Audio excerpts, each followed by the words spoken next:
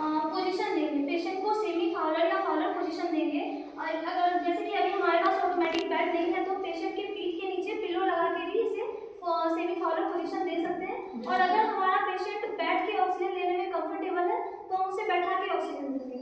तो अब हम ऑक्सीजन देने की तैयारी करेंगे। तो सबसे पहले हम की बॉल को की के द्वारा इसे एक पूरा राउंड घुमा के इसको ऑन करेंगे।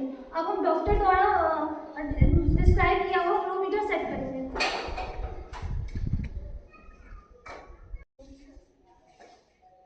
अब हम डॉक्टर द्वारा प्रिस्क्राइब किया हुआ फ्लो मीटर सेट करेंगे।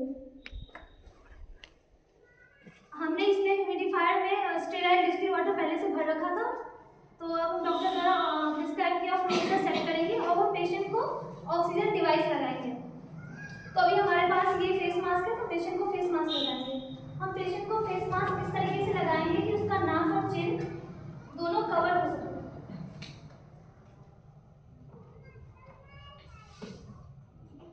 दोनों कवर हो सके और हम इसे टाइट कर देंगे ताकि ऑक्सीजन की बर्बादी ना हो।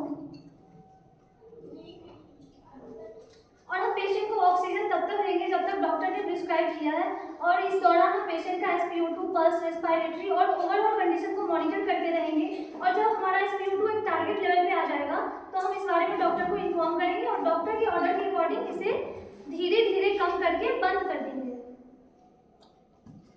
फिर हम अपने हैंड को अच्छी तरह वॉश करेंगे और डॉक्यूमेंटेशन करेंगे। पेशेंट का नाम, टाइम, डेट और oxygen device, flow meter, SpO2 को रिकॉर्ड में दर्ज करेंगे। That's all, thank you so much. और एक जरूरी बात, हमने पेशेंट को जो भी डिवाइस लगाया है उसको हम जब हमारा ऑक्सीजन इनहेलेशन प्रोसेस पूरा हो जाएगा तो हम इसे साबुन के पानी से धो के सुखा देंगे, तभी हम दोबारा इसे यूज में लाएंगे। Thank you. Now I would like to call Komal to continue the process. Inhalation में एक नर्स की क्या रिस्पॉन्सिबिलिटी होती है मैं आपको बताने जा रही हूँ। एक नर्स की ये रिस्पॉन्सिबिलिटी होती है कि ऑक्सीजन जो फ्लो हो रही है इससे रेगुलरली, तो हम उसको अच्छे से चेक करेंगे और यदि रेगुलर फ्लो में किसी प्रकार की प्रॉब्लम या समस्या आ रही है तो उसे हम तुरंत ठीक करेंगे। यदि हमसे ठीक हो रही है तो करेंगे, तो डॉक्टर को बताएंगे। और हम लोग नियमित समय अंतराल पर इसके हम लोग वाइटल साइंस इसका लेंगे, SpO2 लेंगे और वाइटल साइंस लेंगे। और साथ ही हम लोग जो ह्यूमिडिफायर है इसमें ऑलवेज हम लोग स्टेराइल वाटर का ही यूज करेंगे। और ज्वलनशील जो पदार्थ है, ऑक्सीजन सिलेंडर में से ये ज्वलनशील पदार्थ नहीं होता है, बट इसके सामने यदि कुछ आग या छोटा मोटा लग जाए स्मोकिंग सब की वजह से तो ये बढ़ा देती है, तो इस सबको थोड़ा दूर रखेंगे हम लोग। और इसके साथ साथ नर्स की ये भी रिस्पॉन्सिबिलिटी होती है कि पेशेंट को साइकोलॉजिकल सपोर्ट भी प्रदान करें, क्योंकि इस पेशेंट को तो ऑक्सीजन लेने में थोड़ी प्रॉब्लम होती है, कठिनाई होती है, तो ये पहले ही बहुत ज़्यादा परेशानी में रहता है। तो इसे हम लोग साइकोलॉजिकल सपोर्ट करेंगे और साथ ही इसके साथ आए क्लाइंट को भी, फैमिली को भी अच्छे से सपोर्ट करेंगे कि नहीं ठीक हो जाएंगे, रिकवर हो जाएंगे। उसके बाद हम लोग पेशेंट को पीसफुल और वेंटिलेटेड इन्वायरमेंट भी प्रदान करेंगे और भीड़ भाड़ से अवॉइडेड करेंगे। और साथ ही पेशेंट को न्यूट्रिशन प्रदान करेंगे। न्यूट्रिशन में हम लोग लिक्विड फॉर्म में और छोटे छोटे फॉर्म में न्यूट्रिशन प्रदान करेंगे।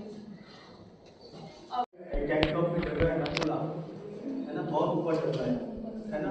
हाँ, कोई वजह है जाना वहाँ पर ऑक्सीजन की हाइट पर जाते हैं तो वहाँ पर प्रेशर क्या हो जाता है, ऑक्सीजन की वहाँ पर कम हो जाती है। और कोई पर्सन रेस्पिरेटरी प्रॉब्लम से जूझ रहा है तो इनफ मात्रा जो सांस लेने की जो है ना, हम लोग ऑक्सीजन कैसे लेते हैं, अंदर इनहेल करके लेते हैं, सांस के साथ ही लेते हैं, लेकिन सांस ही नहीं ले पा रहा है साथ में, तो क्या होगा, ऑक्सीजन की कमी है ना। और क्या हो सकता है, कोई ऐसा एक्सीडेंट केस हो गया या सांस लेने की रेस्पिरेटरी ट्रैक है उसमें कुछ ब्लॉकेज हो गया, कुछ म्यूकस हो गया, कफ हो गया, या कोई भी ऐसी डिजीज कंडीशन हो सकती है सांस लेने में क्या हो रही है, दिक्कत होती है और आपकी बॉडी में भी क्या हो रहा है, ऑक्सीजन की कमी हो रही है। तो ऑक्सीजन की कमी अगर हमारे ब्लड के अंदर है उसको बोलते हैं हाइपोक्सीमिया, और अगर सेल और टिश्यू के अंदर ऑक्सीजन की कमी उसको बोलते हैं हाइपोक्सिया। तो पेशेंट को कंडीशन देते हैं, अगर कोई ऐसी कंडीशन में है, अस्थमैटिक पेशेंट वगैरह है